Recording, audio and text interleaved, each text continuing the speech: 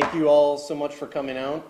There's still 3-4 vacant seats in the front row, but maybe you're more comfortable on the way back. What a beautiful library this is. I've been to a lot of libraries. I don't think I've seen anything as beautiful as this building.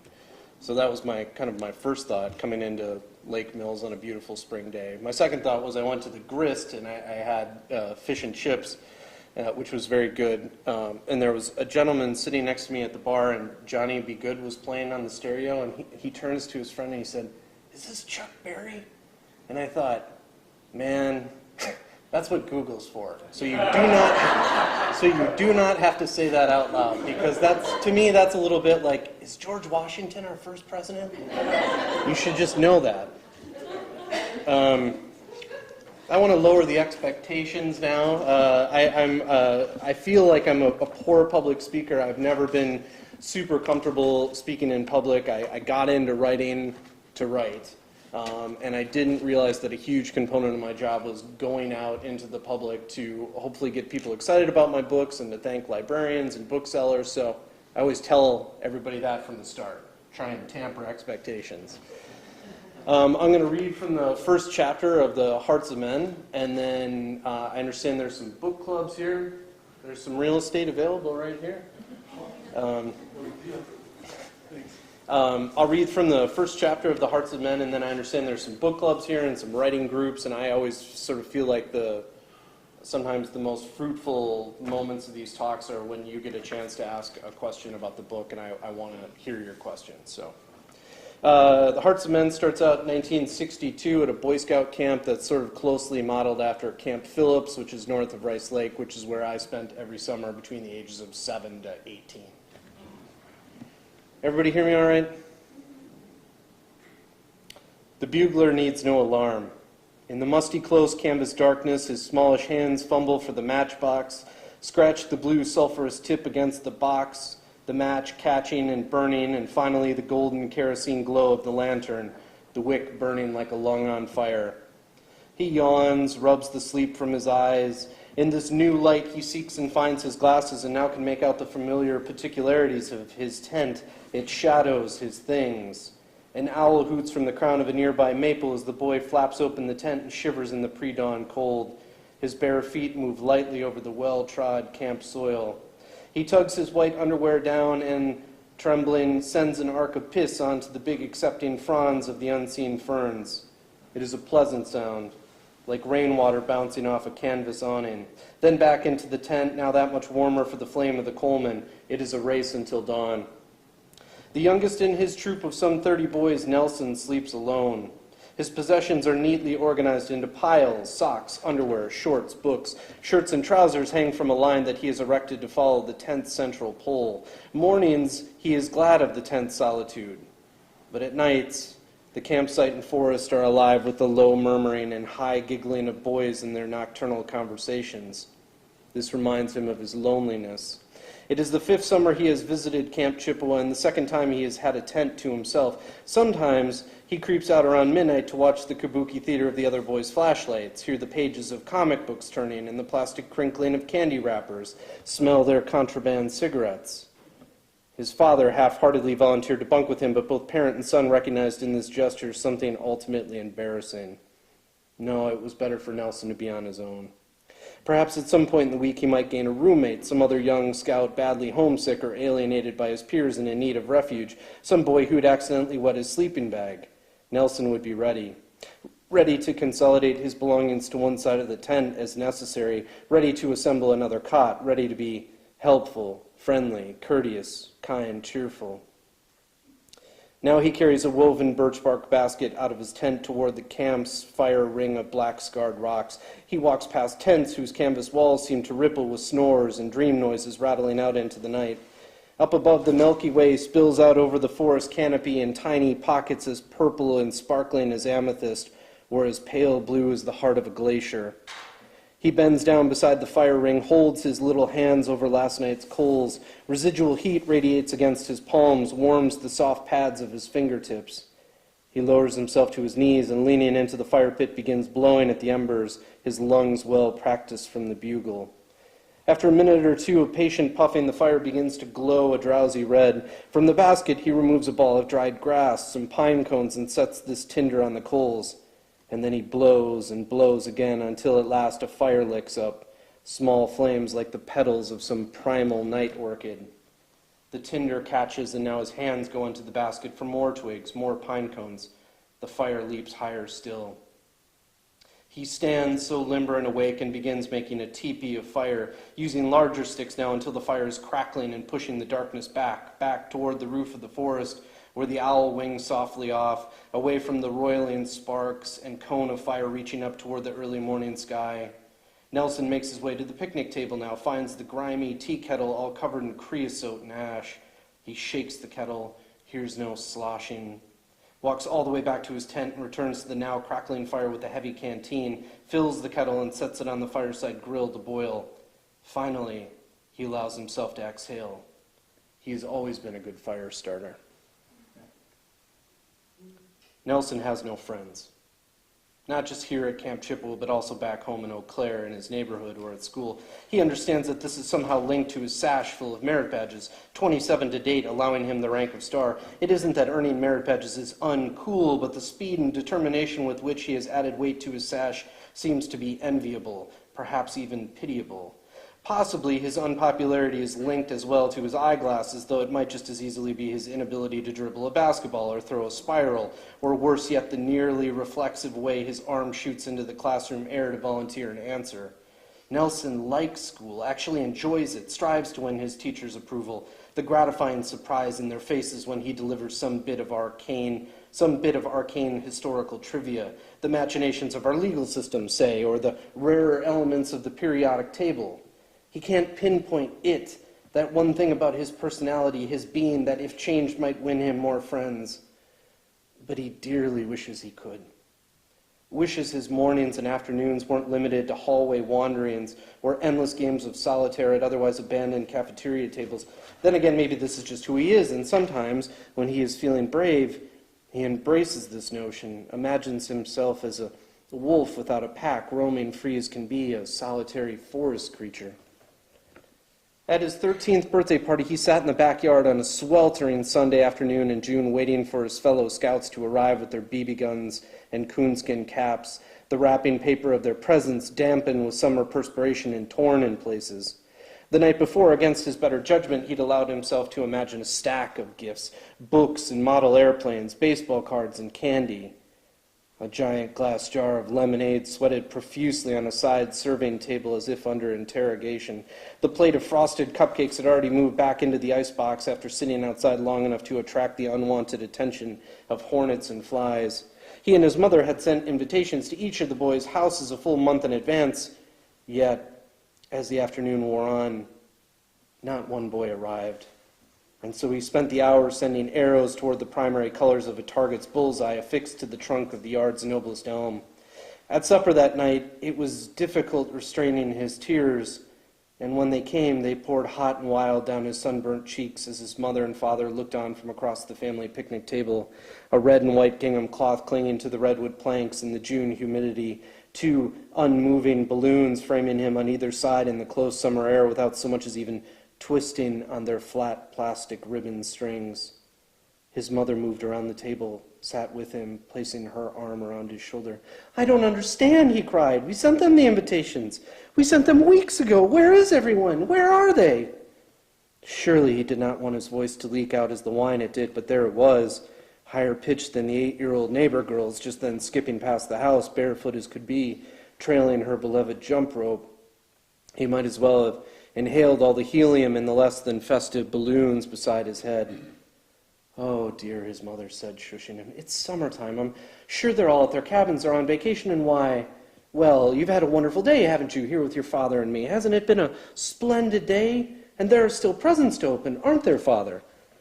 Cleet Doty looked on through his own thick glasses, the lenses murky as quartz. He swatted at a vectoring hornet orbiting his head. "Now, Nelson," he said flatly, "this flubbering here about this flubbering. Now, I'll tell you something, and it may sound harsh, but it's not. These boys, these so-called friends of yours, they won't be around for the long haul, so to speak. I can assure you of this. They never are.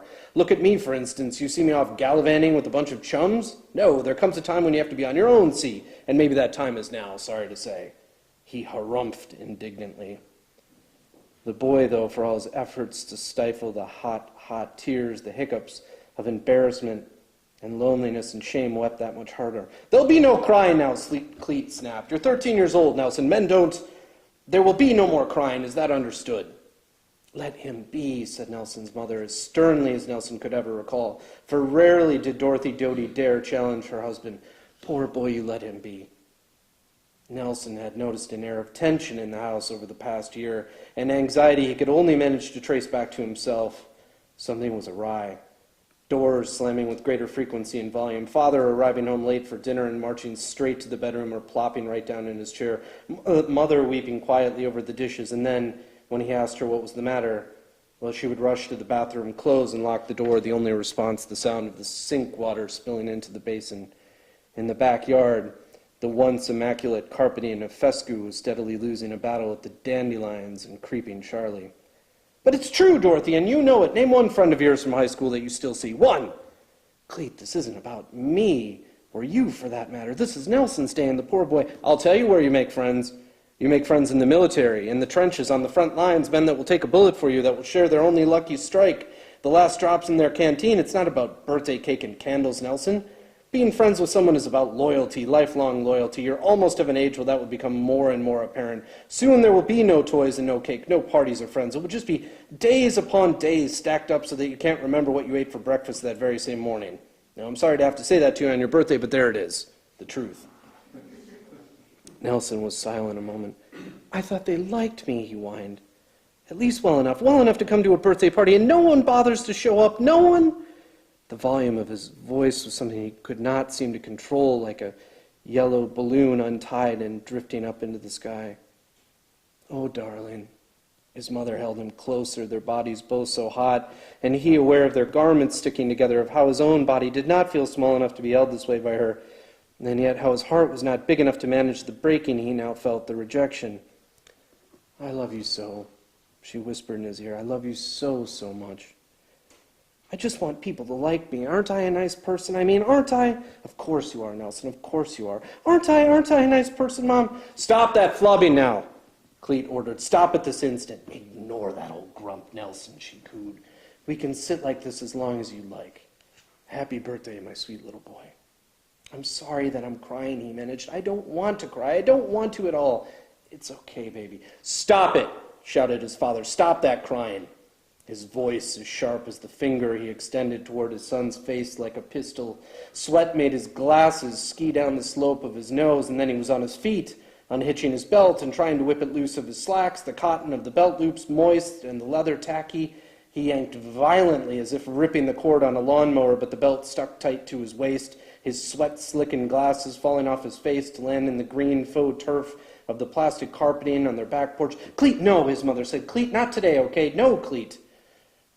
Cleet's disciplining of Nelson had taken on a new intensity of late, causing Dorothy to absorb some of the violence intended for her son, a phenomenon that startled all three of them, even Cleet, who on one occasion had stood over her body where she lay near the kitchen sink, his hands trembling visibly, his bottom lip quivering.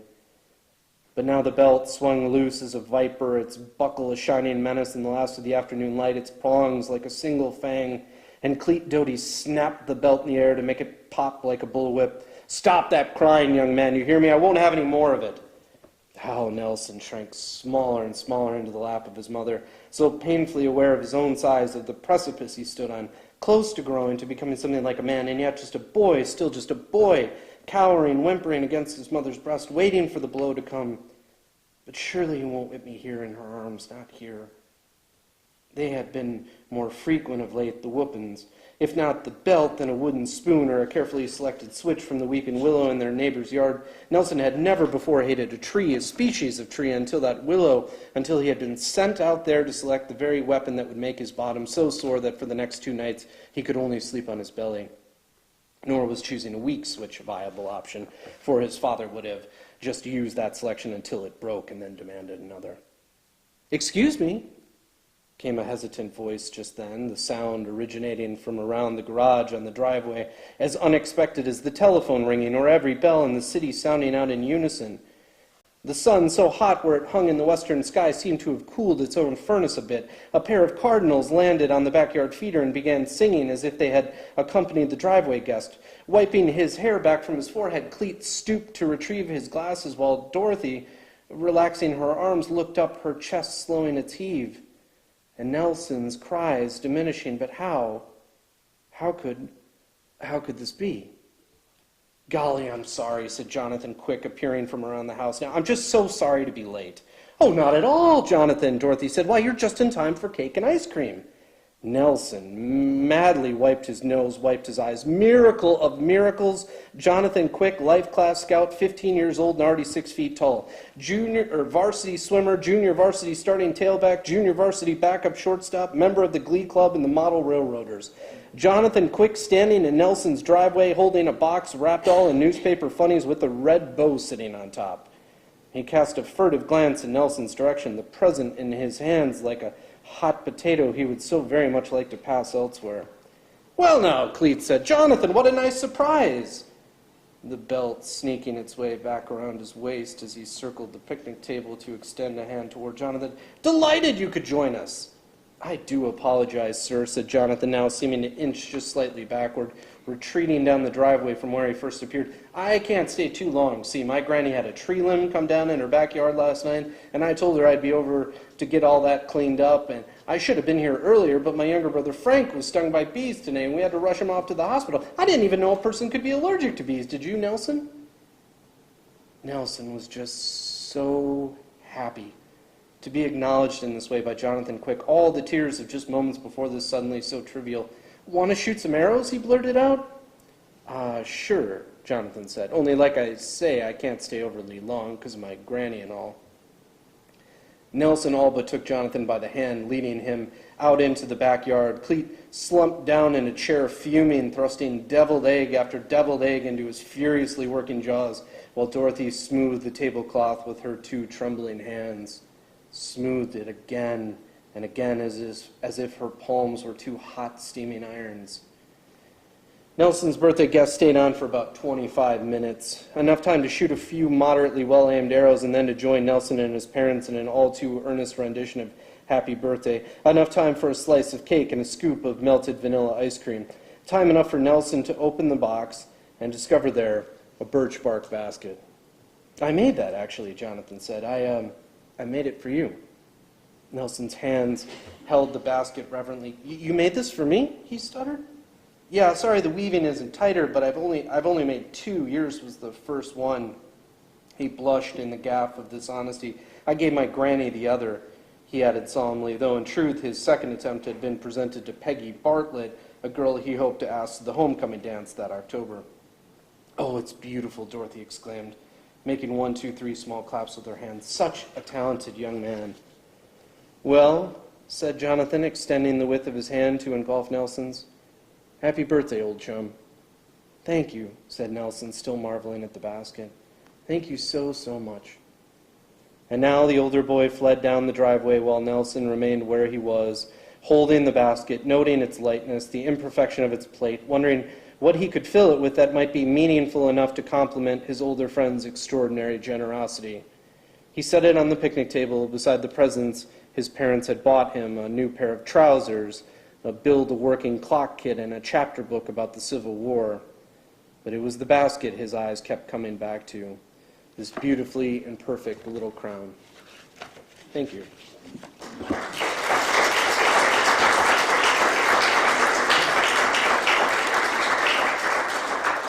I am now happy to answer any questions you may have. Yes, ma'am. I loved the title for the book. I thought it was just perfect, and I'm wondering how you came upon that title. I did not come up with it. I wanted it to be a much crappier title. There's a James Galvin poem that's the epigraph of this book, Dear Miss Emily, maybe my favorite poem. And one of the final lines is something about the faithlessness of men. I wanted it to be the faithlessness of men. And everyone was very polite and kind to me during contractual negotiations and stuff like that.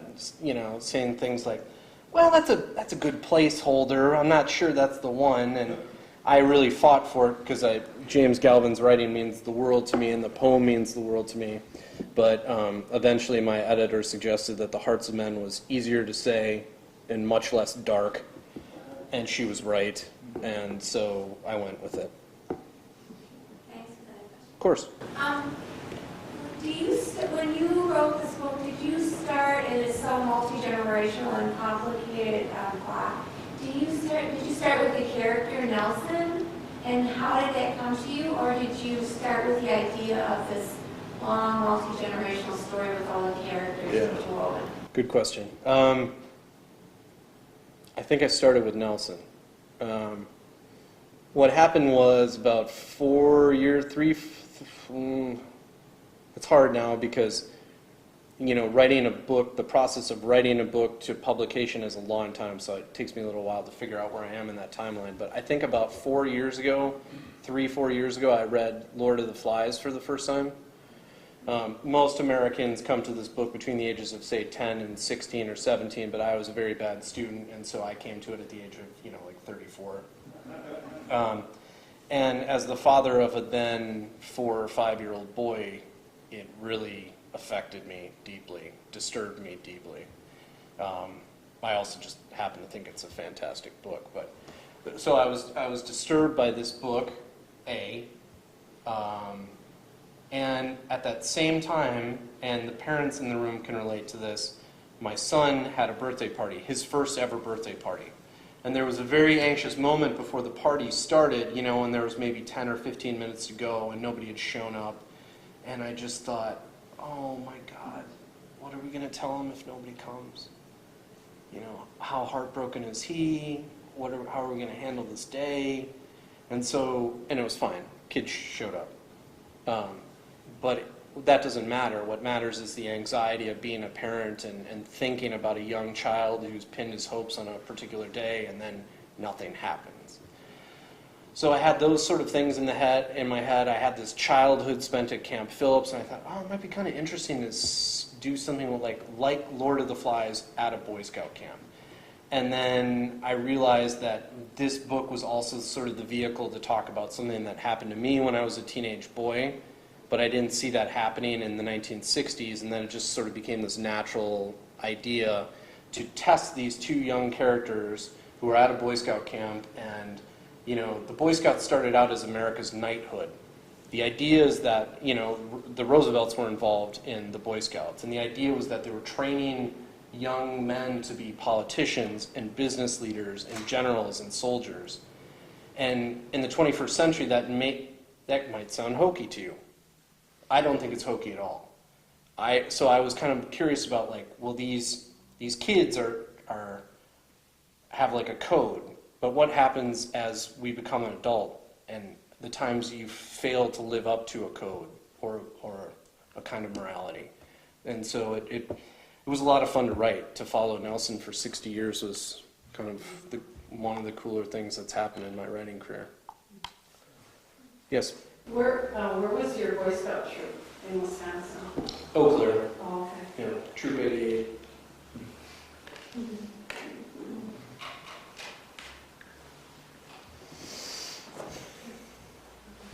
Yes, Marilyn. Could you tell us a little bit about how you got started? Because I know you didn't just, As a writer? a couple of years ago become a veteran. Yeah, well, I mean,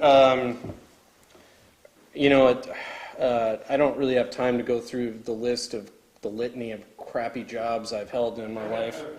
But you can get on my webpage or look on the back of my books. Between the ages of like 16 and 29, I just had a string of terrible jobs. And I never made any money. I didn't actually think there was anything wrong with this because my dad and many of the men of his generation that I sort of really looked up to did all sorts of things, and I thought that was kind of what you're supposed to do, is go out into the world and try a bunch of things and then figure out what you wanted. Well, when my wife became pregnant with our first child, Henry, I was 28, she was in law school in Madison, and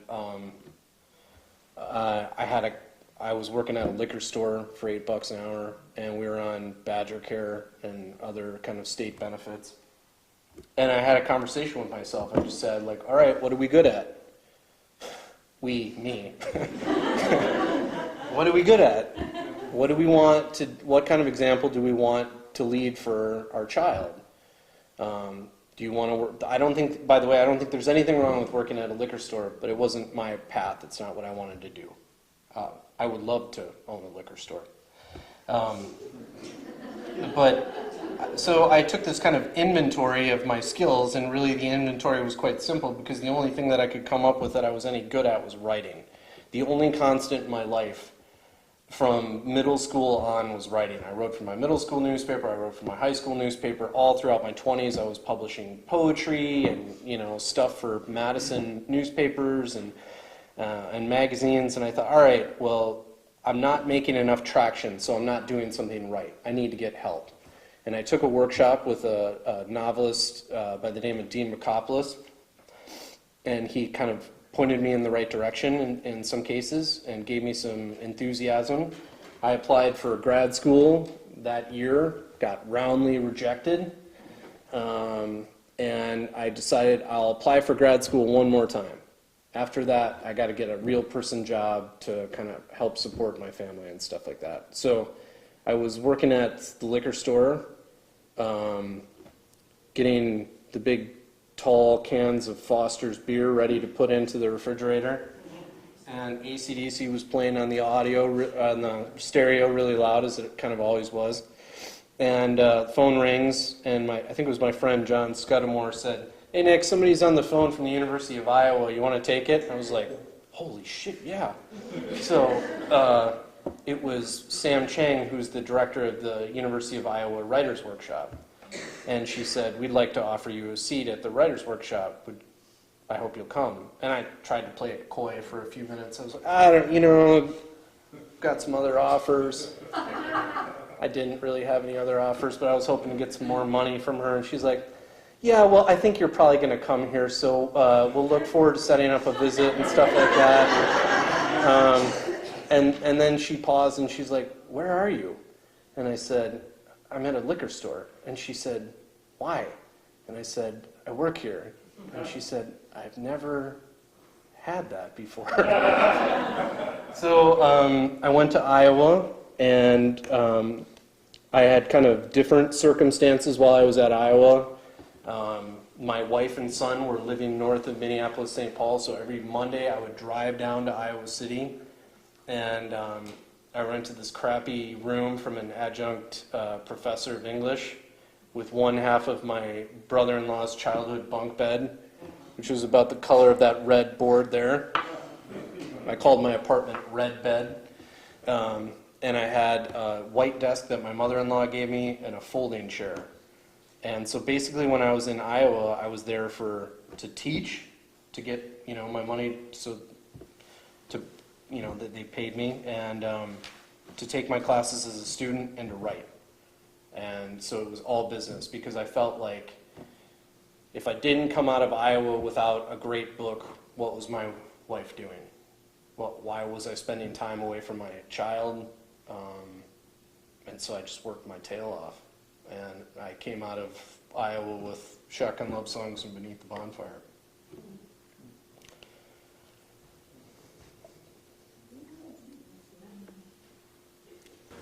Were you able to get an agent initially when you first came out of school for the book? Or was that a journey also? Yeah, that's a good question. So at Iowa, it's a little bit like Duke basketball or something like that. The agents kind of come to Iowa to scout talent. I always tell people I really like to make the Duke basketball analogy because it makes me feel athletic and wanted and stuff. So there would be, so agents were coming like every 2-3 weeks, and there'd be a sign up in the office. And so, of course, being like a guy from Eau Claire, Wisconsin, I thought, well, how am I ever going to get access to agents if I go back to Minneapolis or Eau Claire? Like, that's not going to happen. So I signed up for every time, like, I think it was 8 agents. I signed up for meetings with 8 agents, and it was like going on a date with somebody who has like, you know, you very badly want to go out on a second date with them, and they are real cagey about their interest in you. And I just felt like my kind of like, aw shucks, kind of Northwoods earnestness just fell real flat with the New Yorkers. So I struck out 8 times in a row, and it was really emotionally devastating every time that happened. And so I'll be careful about my language here, but I just said, screw it. I'm not going to do that anymore. I'm going to do the only thing that I have power over, which is make my fiction the best that it can be. And I'm going to send it out to literary journals, and I'm not going to worry about the agents. And the minute I did that, I had 3 short stories that are in that collection, Beneath the Bonfire, published like boom, boom, boom, over the course of 2 to 3 months between my first and second year of Iowa, and agents started calling me. And that's how I got my agent. No. People, like aspiring writers, that's one of the, it's a understandable question to ask. How do I get an agent? How did you get your agent? And that's not, it is understandable, but it misses the point of like, the agent doesn't matter if your stuff's not good. And you also can't control necessarily how another human being is going to interpret your work. The only thing you can do if you're not getting the results that you want is get better. Figure out, how do I get better? Who do I talk to? What do I have to read, you know? So, yeah. Yes? Do you find joy in the day-to-day process of writing, or are you the type of person that prefers like having written something, having that thing at the end of the... And have you ever lost that joy? Like, is there moments in your life you've lost joy in that writing process? That's a really good question. Well, my children think that being a writer is basically putting on your sweatpants in the morning, drinking a lot of coffee, folding clothes, vacuuming, because I do all those things before I write, because it's really hard to write, but you know, like I can get positive feedback from my wife as she comes home and is like, oh, the house looks beautiful. I'm like, yes. I don't really get positive encouragement if I write 7 pages on my book. She's like, that doesn't seem like very much, you know. All just to say, I like the feeling in writing when you are looking at a plot or a character and you realize you've made it very simple or cliche, but you suddenly, like looking at a 5,000 piece puzzle, you find the piece of the puzzle that unlocks the story, makes it all make sense, complicates it, some back history moment of a character, and you think, I got it. I love that feeling. But you know, there's a lot of like banging your head up against the wall. Yeah. The other thing is like, I think all human beings, good human beings, are filled with self-doubt. But it's really bad when you're an artist and you're just alone and nobody can really help you, you know. So like, I've put my newest project away for months because I've been touring to support this book. And I didn't feel very good about the first 25 pages of this new book that I wrote. But then I was looking at my computer the other day, I was like, this is good, you bonehead. Like, you just got to keep going, you know? So, yeah. Yes? Do you know where the stories are going to go before you start writing them, or does it change along the way? Well, it's yes and yes. Yes. I normally know what the beginning and the end look like. I rarely know what the 300 pages between that sort of looks like. But yes, of course things change. Even though I feel pretty rock solid about what the beginning and ending are, stuff is always changing. Always. I mean, I still pick up my book and think, oh, I wish I could change that or change this. So, yes, sir.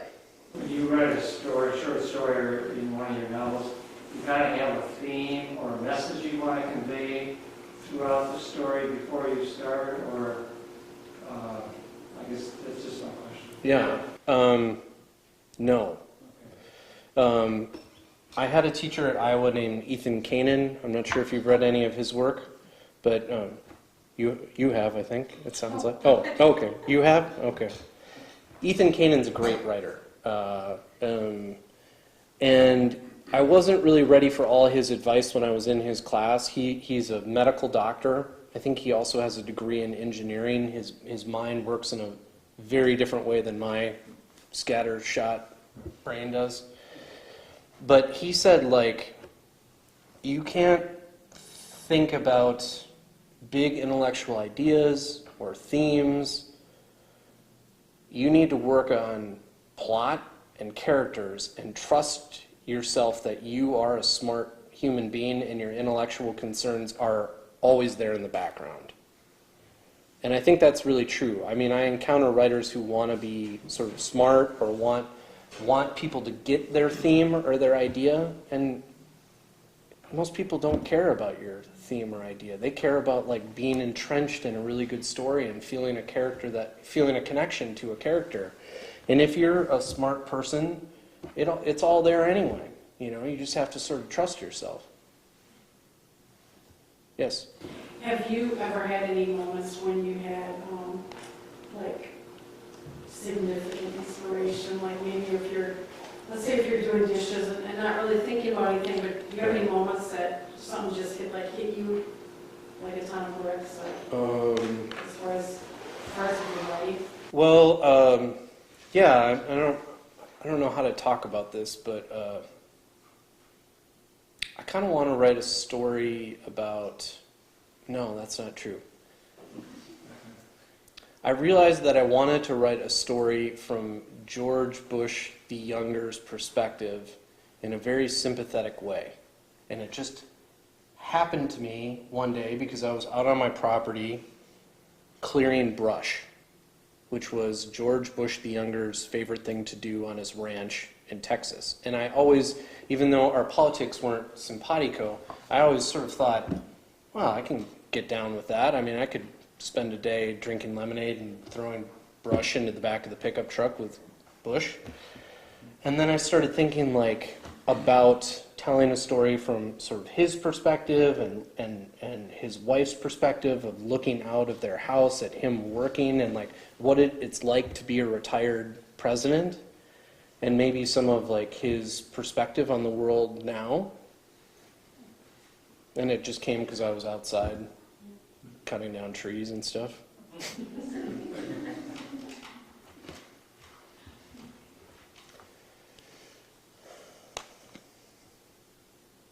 What's the next one going to be about? All right, share it. I think it's about the special relationship between a grandparent and a grandchild. But in between that is a parent, and so the grandparent and the parent aren't seeing eye to eye on a lot of things, and that special dance that you would have to make as a grandparent to not offend your child so that you can always have access to the grandchild that you're sort of in love with. And layered on top of that is a specific kind of plot idea that I don't want to share, but it involves some true crime that happened in Wisconsin. If I do it right, it's going to be awesome. Yes? Do you base your characters on real people? Nelson, the bugler, is totally made up. There's nobody like him in the real world. Other of the characters are related to people in the real world. Oh, really? Yeah. And the women, too. And the women, too. Yeah. I'm not going to tell you who is who and stuff. But yes, ma'am. I'd like to hear you say something about the blurbs on the back of the book. Sure. Just talk about blurbing, or? I really want to talk about like how tough it was to call other authors. And Oh, it's terrible. It's the worst thing in the world. I don't know if you pay attention to this as readers or whatever, but the publishing industry generally wants you to go out to some friends and get their endorsements for your book, and hopefully they read your book. Sometimes you're pretty sure they didn't. And everybody is busy with their own life and what they want to read for fun. And then, like, almost every week I get a book in the mail. And 75% of the time I have no idea that it's coming, and I don't really know the author. And they want my endorsement on something, and I think, well, we should put good karma back out there into the world. So then I read the book and I write something thoughtful about it. But they're embarrassed, right? Because they don't want to bother me. And it's a terrible practice. And almost universally, every writer would just do away with it. But for some reason, there it is. And in fact, for my next book, I just want the good press that we've gotten from the Hearts of Men to be on the back cover, because we got amazing reviews. And I just feel like I don't want to mess. I mean, unless if Marilyn Robinson wants to say Nick Butler's the next, like, American genius or something, that's great. We'll put it on the cover, but, you know. Yes? When you're writing a book, do you have a target audience, such as The Hearts of Men seems to be more targeted toward men? Yeah. No is the answer to your question. Maybe I should, but I've been really fortunate in my career to just do what I want. And so I've just done that. I've just written the book that I wanted to write. And, if I was... The answer is that most readers of fiction in this country are women 30 to 75. There are way more men in this room than a normal reading, by far. Normally it's like one guy, maybe possibly dragged there against his will by his spouse.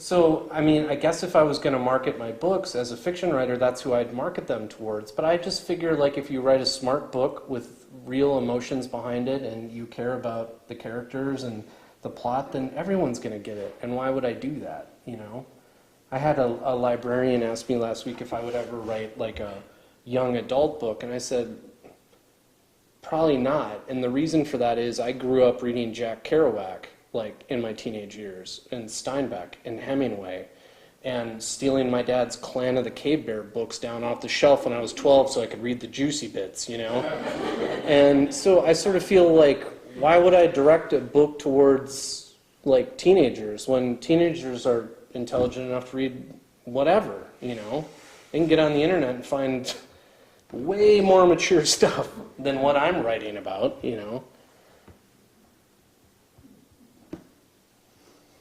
Yes. We write such pictures with words, and in Shotgun Love Songs, you're so tuned into colors in nature, and when Henry picked up the paintbrush and started painting, I was like, woohoo! And I was wondering whether you yourself have ever picked up a paintbrush and painted on canvas, or... Yeah, no. I'd kind of like to. I mean, I appreciate painting.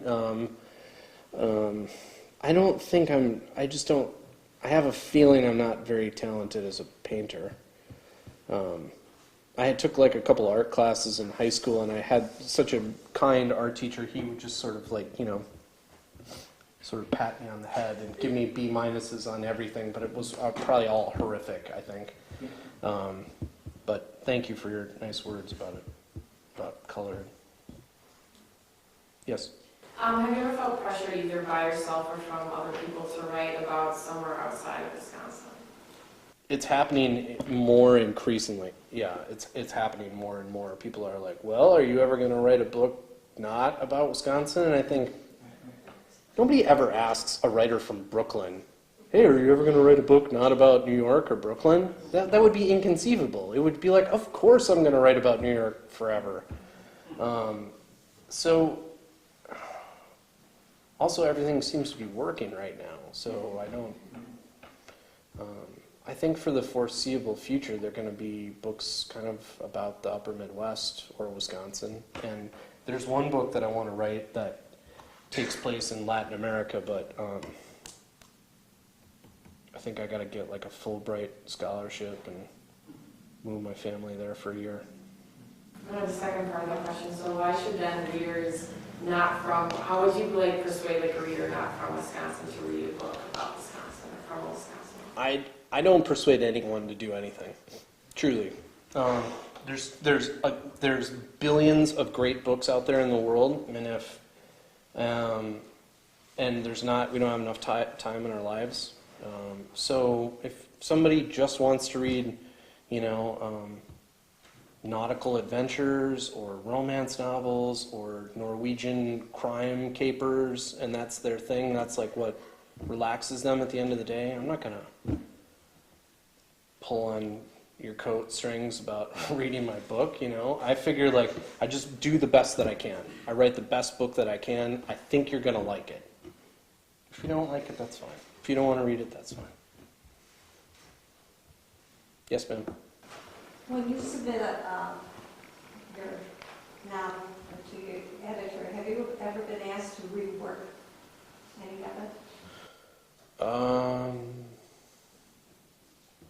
Not a lot. I will tell you no, not a lot. I haven't had good luck titling my own projects, the last 2 books. People have helped me with that.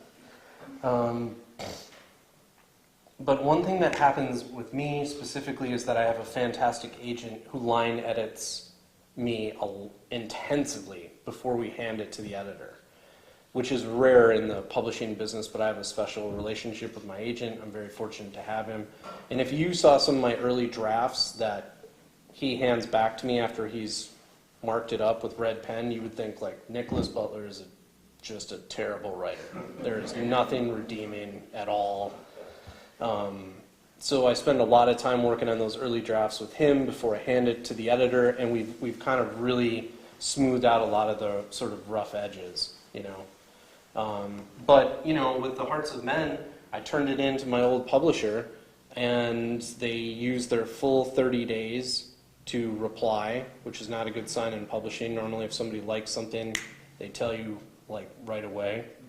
And they just told my agent, they didn't even tell me, they said, we don't get it. We don't get this book. But if Nick wants to write 5 pages of any other project, we'll buy that. And so I thought, oh my God, like, did I write a failed novel? Did I just spend 2.5, 3 years working on a failed novel? And my agent, I had a nervous breakdown. My wife and I were in Madison.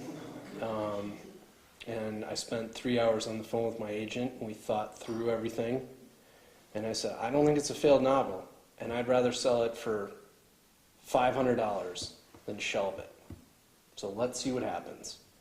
And he sent it out there, and like immediately there were 2 publishing houses that got into an auction, and we sold it, and it sold in 5 or 6 foreign countries. It got shortlisted for 2 of France's highest literary honors for foreign fiction. It was the People Book of the Week. New York Times loved it.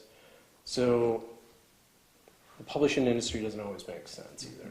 I don't know what was happening there. It may have been, I don't know. I don't know why they didn't say, we don't get it, but could you fix this? I probably would have said yes. But they just said, we don't get it. Sorry.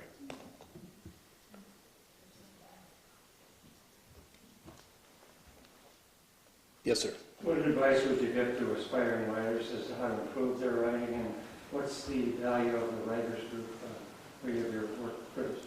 Yeah, good question. The first easy advice that I have is read. It's amazing the amount of people that want to be writers but don't read, or don't read a lot, or read the same thing. That's not going to help you. And if you don't read a lot, that's sort of like being a carpenter and showing up at the job site with no hammer. Like, sorry, that's not going to work. I mean, if you want to be a writer, you better love books. Like, that's my whole life. It's been my whole life since I was a boy. there's people that think Aaron Rodgers is the coolest person, and I'm right up there with thinking that. But when I was a boy, it was like Hemingway and Steinbeck and Cormac McCarthy. So that's one thing. Read, and if you feel comfortable, like if you're in some kind of groove and you're just reading the same authors all the time, get away from that. Read something totally different. And in terms of the writers group, it depends. You could have a writers group that is very, useful, that provides you useful advice and positive feedback and is pushing you forward, and gives you good reading advice, Or, it can be like some book clubs where it's just a lot of fun to get together and drink wine, but nobody's really talking about the book. That's fine, by the way. But they're not really helping you get your book pushed forward either, I'd love to be in a book club where we just drank beer all the time. Wouldn't bother me. But, yes, ma'am. I know Fox picked up the movie rights, and I wondered if there's any chance of a movie being developed.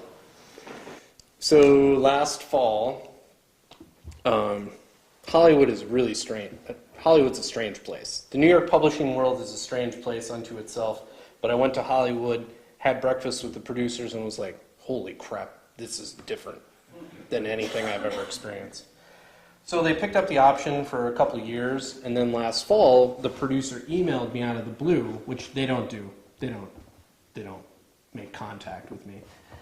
And he said, dude, check is in the mail. We can't wait to make your movie. And I thought, yeah, buddy, like, we're going to put money away for the kids' college, maybe pay off the mortgage. This is fantastic. So every day for the next 3 months, I went out and made the long walk out to the mailbox, checked it, no check, until finally I called my agent and I was like, just kind of wondering what the progress on the movie is. And the news came back that they just couldn't figure out how to make it. They had a screenplay. They have producers that want to make it, but they basically need to find, I think my understanding of what happened is they need to find an actor or actress who's got a lot of money, who wants to be part of it, and then plug in $2 million of their own money. And if they could do that, they would have made it. So the option has not been picked up this year, but I don't know. Is that for Hearts of Men? That was for Shotgun Love Songs. I guess there was somebody from Ron Howard's production company who was asking about the Hearts of Men, but they option like tens of thousands of books every year, and it doesn't really mean anything. So, unfortunately. Would have been a nice check to find in the old mailbox. Was there a hand up over here? Yeah, I just would follow up to, actually, his question was, who's one of your favorite authors right now and why?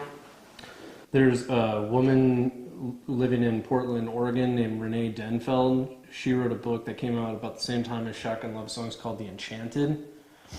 In real life, she works as a death row investigator. And so the book is it's dark.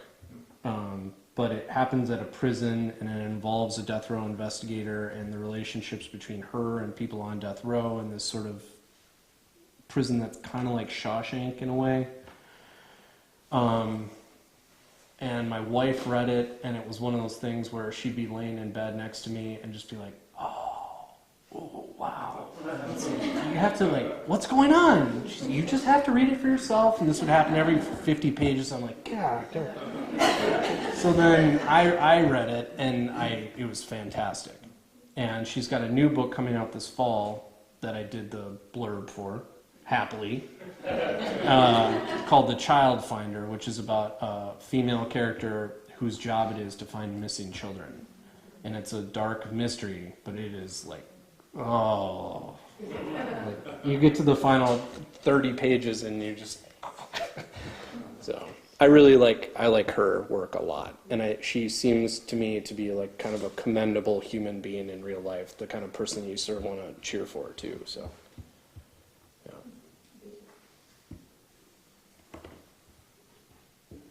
Anybody else? Yes, sir. Do you have a writing routine other than doing hours work first? No. No, I don't. And I tell people very honestly, I'm supposed to talk tomorrow I'm giving like the year-end talk at the University of Wisconsin-Madison Creative Writing Department. And like, I feel wholly inadequate to give any kind of craft talk. I'm 37 years old, I've written 3 books, but I have no idea what I'm doing. Or I feel like I have no idea what I'm doing. And I like hope to have an office someday and a routine, but part of the thing is that I have 2 beautiful children and a wife that I really love a lot, and I always said I would never put my job as a writer in front of them. So there's never been a moment where I've been behind a closed door and my kids can't wrestle with me or read a book. Because I just figure, like, I don't want them to resent books or writing or me. So a lot of the time I just write at night when everyone's asleep or when they're at school. And there's a lot of times where I just vacuum. So. Yes, ma'am. So how long does it take you to write a book? Well, one thing is that because there's so much vacuuming time, I'm thinking while I'm doing that, right, about like what I want to do, so that when I sit down at the computer, I'm not wasting time. I could probably write a book between as fast as like 3 to 6 months, maybe a year. But then, when you tack on editing and all that, then it becomes like a 2-year, easily a 2-year process. And the other thing is translations take a lot of time too. When my German translator chips in with her, 6-page list of questions, that takes me days to unravel. And oftentimes she's discovered stuff that no English reader has caught at all, So. Yep. What kind of questions does the translator ask? God, what's a good one? Well, did you mean this? I mean, what did you mean by this? What, like The Hearts of Men has a lot of upper Midwest kind of idiom and culture in it. Baseball cards, Chicago Cubs, supper clubs, and I'm not 100% confident that my French translator got all that, but she seems to have done something right, because the book is doing well. But I don't know, like that's hard. That's a really hard question to answer because there's so many specific questions. But truly, like I get these documents, like a 2 to 10-page document, where they just are breaking the whole novel apart on a sentence, on a word-by-word level, on a letter-by-letter level. Yeah. Because, and I was at a dinner party last night sitting next to a German professor, and he said the thing is, like, when you come from outside, when you're inside a culture reading a document from within that culture, you just take a lot of stuff for granted. You just cruise along. When you're outside of that culture reading of kind of a foreign document, you are looking at everything in the most kind of literal way. So, and the Germans, I mean, every cliche you think about German precision, German engineering, imagine a German car commercial. All that is true of German translators as well. Yes? It's interesting that you say that. My daughter-in-law is German, and we tried to explain to her what a redneck was. She still doesn't get it. Right. My German friend at dinner like made some jokes about German humor, which were not funny. Yeah.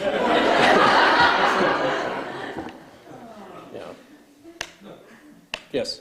Because the book is placed at Camp Phillips, I mean, how that. Well, it's placed at Camp Chippewa. Oh, excuse me. Right. Are there like fictitious place names in there, or are there actual place names of Wisconsin?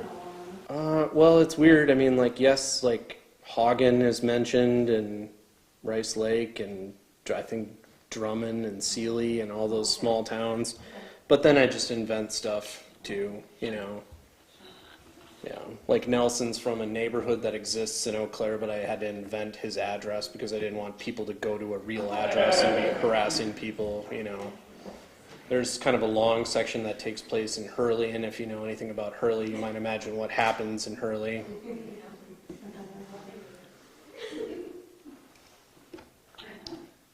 Well, I'm happy to sign books for you if you'd like. I'll just be there in the back of the room, and I think Marilyn's going to handle your money, and then I'm happy to make out the book to whatever you want. What a fantastic Father's Day present this would make. So, thank you very much for coming out tonight.